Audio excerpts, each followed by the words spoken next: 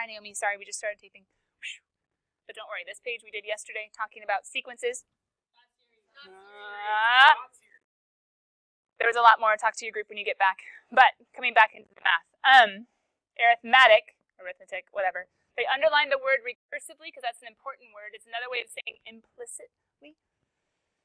This little implicit formula is good, but it just says, hey, to get to the next term, plus d. Easy. But what if you want to make a jump way down the line like we saw yesterday? Is there any way of simplifying the process? And the answer is pre-cal, yes. A sub n for arithmetic sequences is the first term plus what we see yesterday, n minus 1 jumps of d. Remember him just a little bit? I remember him from all you studying last year? When were you studying for math too? To get to a sub n, oh, it looks like an a sub 1, lo siento. To get to a sub n, to get to an nth term, 8th term, 10th term, 100th term, start at the first term. Get somewhere, you always have to start at the beginning.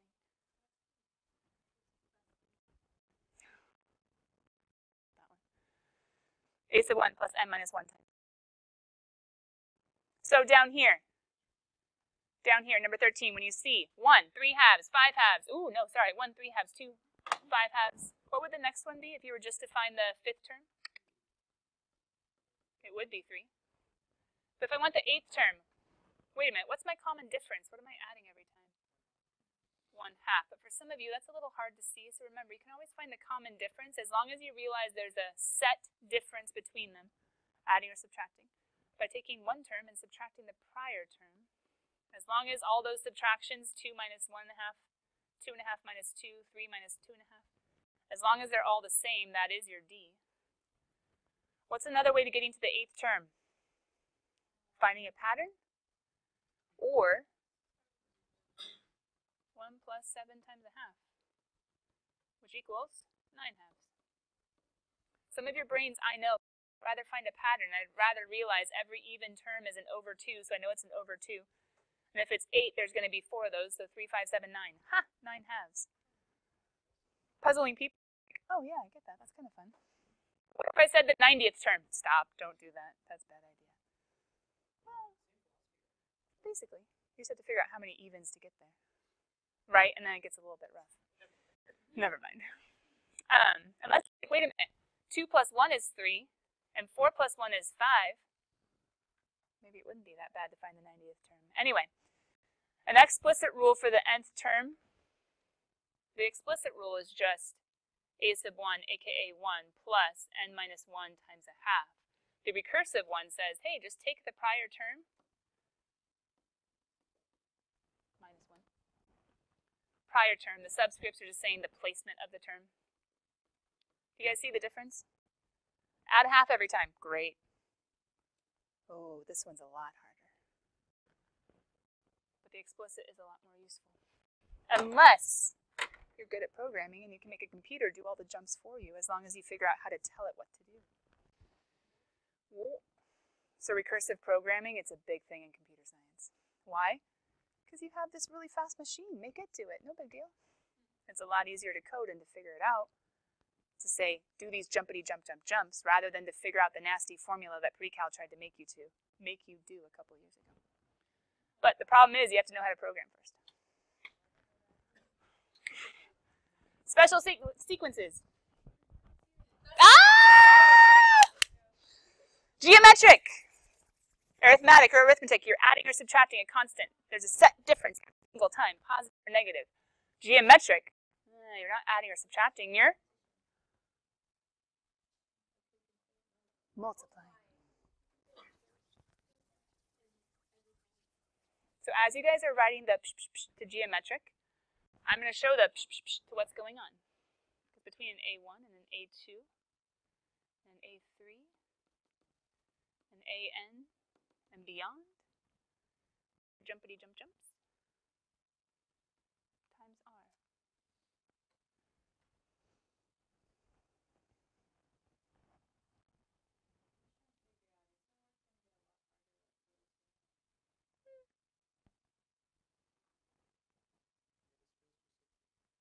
This is very much like an intro. Because we're not accumulating until series. So the nice thing is, it's going to get hard, but not till chapter 10. Because if you look at this title, well, the title of the chapter is sequence. L'Hôpital's. L'Hôpital's and sequences go together. Improper integrals. Like this is kind of like the, okay, you need this before getting to chapter 10. We need to start this stuff. I'm not exactly sure why they did the order as they did. Maybe you guys can kind of be looking at it as you do homework and seeing if there's some tie-ins.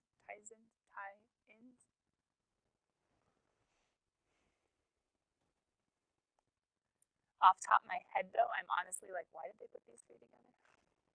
We'll see.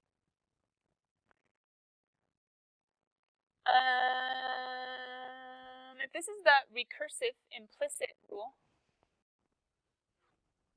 how do we get to the explicit rule? Using similar logic as their formula. Same thing, just multiply. But where's the n minus 1 go? Why is it a power? Why is it an exponent? Times r, times r, times r, times r. That's exponential. Does that make sense?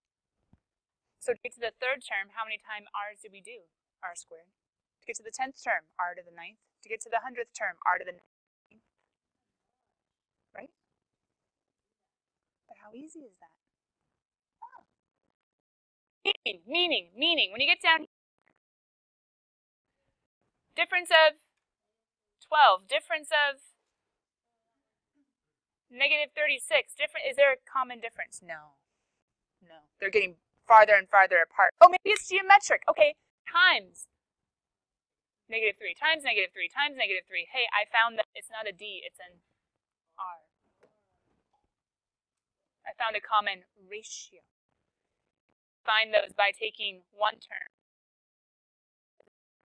and dividing, and the division of any two successive terms should be the exact same thing of a geometric sequence.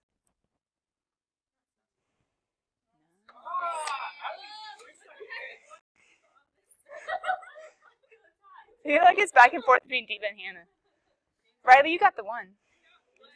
9th term. So what's your 9th term? Not what is it, but how would you find it? Multiply. How many times? Got it. Oh wait, doesn't that just end up being? Why is it legal for me to put a negative there? P.S. That is 9, not a 7. Struggle. They have similar bases. Come on in and add the powers. 1 plus 8 is 9. Or you can think, isn't that going to be a positive times a negative? Either way. So what would be your recursive rule? Your explicit rule? Recursive says, oh, no big deal. To find the nth term, take the prior times negative 3. That's easy. Look, I found the pattern. Ta-da! All day long. But what's the explicit rule? I'm not a computer. I want to go straight to the answer, not jumpity jump, jump, jump. A sub n is equal to negative 3 times r, which is negative 3 to n minus. Wait. Would the AP rewrite this? Yeah. Because they would say, well, why don't you just put that together? And so that doesn't that just end up being negative 3 to the...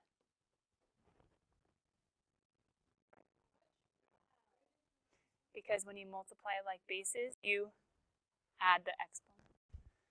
And so whenever you're jumping, it's always something as the nth term. So sometimes could the final formula look different than the actual memorized formula would show it? Yeah, so be careful of simplification like we always do with making it match. True? So far, this seems too bad, besides oh, hey, there's some formulas maybe we should remember. If you haven't boxed this one, you might want to box that one for geometric. All right. So now what? P.S. It's still all pre-cal. The 4th and 7th terms of a geometric sequence are 3010 and 3...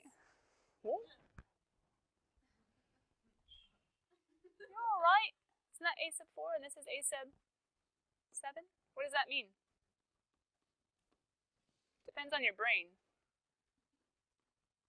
Some of you are really curious about this first guy because there's a formula that you know that you might be able to plug into if only you knew who he was. Some of you are looking backwards. Some of you are looking forwards. Some of you are just trying to find a pattern to make the jumps real quick. Oh, bummer. All right, I guess we have to go back, even if we weren't thinking about it. But maybe to go back, to go forward, you have to look back. This gets confusing. But what do you guys see? What did they tell us?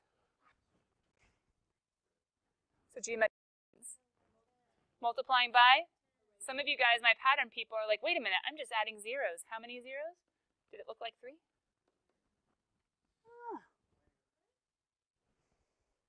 So how do you go back? Divide by 10. So that would be 301, true? That would be 30.1, true? That would be?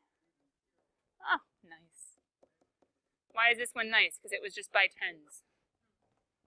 If it wasn't so nice, couldn't you have made a little baby formula and done something to the effect of, hey, a sub 7 is equal to a sub 4 times r cubed? You could have plugged it and solved. But this is making up your own formula. Some of you are like, I'm not so good at that. Couldn't you also have done a sub 7 comes from a sub 1 times r to the 6, and a sub 4 is going to come from a sub 1 times r to the 3rd. Couldn't you have done some system of equation work? I'm just saying you could. I'm just saying you could. Some of you, I'll make my own formula. Some of you are like, oh, I'll use the one you gave me. Either way. We got it. Now what? What's the common ratio? Oh, we already did that one. 10. What's the explicit formula?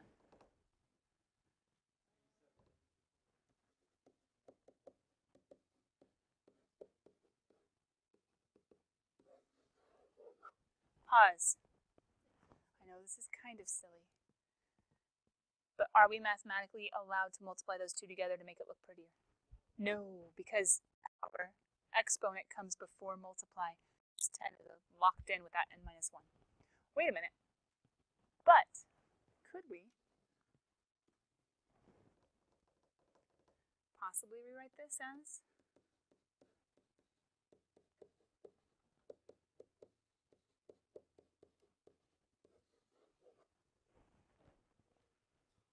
what did I do? Isn't this the same thing as 10 to the n over 10 to the 1? And couldn't 10 to the 1, 3.01 divided by 10, couldn't that be rewritten in a simpler form? I'm just warning. Not specifically with sequences.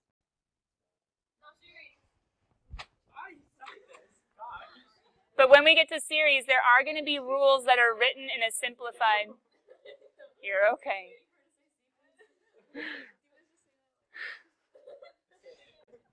Okay. Shh. I'm not going to say it when you're waiting for it. We're coming back. When we do series, don't say anything. When we do series, some of these are going to come into play because you're going to be like, well, there's a set formula for it, but it doesn't look like. But maybe they simplify. Oh no! Is there a way to use your graphing calculator to do this stuff? Yes, let's come back to it when we actually have our calculators. Why don't you guys bring them tomorrow? Sound good? Here's the big idea from section 9.1 that I need you to have for chapter 10. Convergence of a sequence. It's pretty unison, at least compared to the other ones. Convergence of a sequence.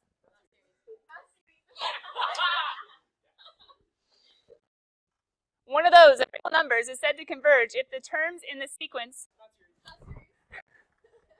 eventually stabilize. Stabilize towards some single limiting value. Doesn't that sound like a limit? Stabilizing towards some single limiting value. Otherwise, we say the sequence diverges. Why is this a big deal? In chapter 10 and 11? Chapter 10, I split into two pieces. The big, huge BC topic that you guys saw on Barron's practice exam that we have not done is the convergence of series. What does this box tell me about? Convergence, divergence of. The convergence / divergence of sequences, not series, which is why I need you to realize every time you see the word sequence, you have to think. Because to figure out the convergence or divergence of series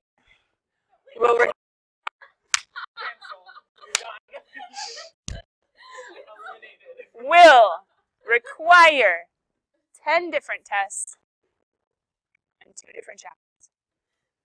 This one, they're a little different. For series, we're going to have to, the convergence and divergence of series, talk about parting sea, Moses. Actually, through Moses in the Red Sea. The sea, A-R-N-D-C.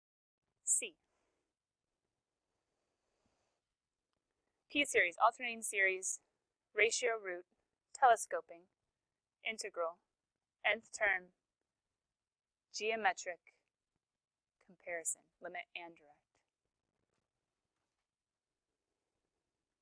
9 different tests to figure out when or where or how or why a series converges or diverges. The big, huge, new topic, if you were to talk to anyone, what did you learn in convergence? Series. That's the big topic of the year. So before we can ever get that, let's just talk about sequences, not series. I beat you. Converging just means, oh, hey, it stabilizes. What stabilizes? The terms in that thingamabob, which is just talking about A sub n. If A sub n stabilizes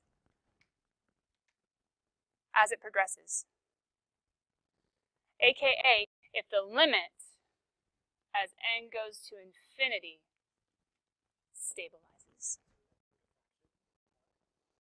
Theoretically. You're thinking about degree tests, right? So as long as A sub n, if it's a rational function, but what if it has trig, what if it has exponential, what if it has factorials? That's new. Convergent behavior of a sequence in decimal form can be seen as more and more decimal places become fixed. This may take a long time as some sequences are very slow to converge. If a function is bound monotonic, it must converge. If a sequence is convergent, then it must be bounded. The converse is not true. Converse. Ooh, we were talking about geometry yesterday, weren't we, in logic? Who's the converse? So if it's bounded, it must be convergent is not true. Ooh. What? What if A sub n was equal to sine of x? It's bounded. What if A sub n is equal to sine of, not x, n? What if A sub n equaled sine of n? Why would it be divergent? It's bounded between 1 and -1. It's oscillating. Ever stabilizing towards one single limiting value. Bounded, but not convergent. So what's going to happen? Let's take lots of limits to infinity. Dealing with things that we're used to, but also maybe things that we're not. Factorial. All right, cool kids, be ready for tomorrow. Converging and diverging, but the long story short, limit as n goes to infinity, does it equal a number or not? Bye, guys. The idea is easy. The introduction is not. The final application is not. Go teams, go groups. But not alone. See you guys later.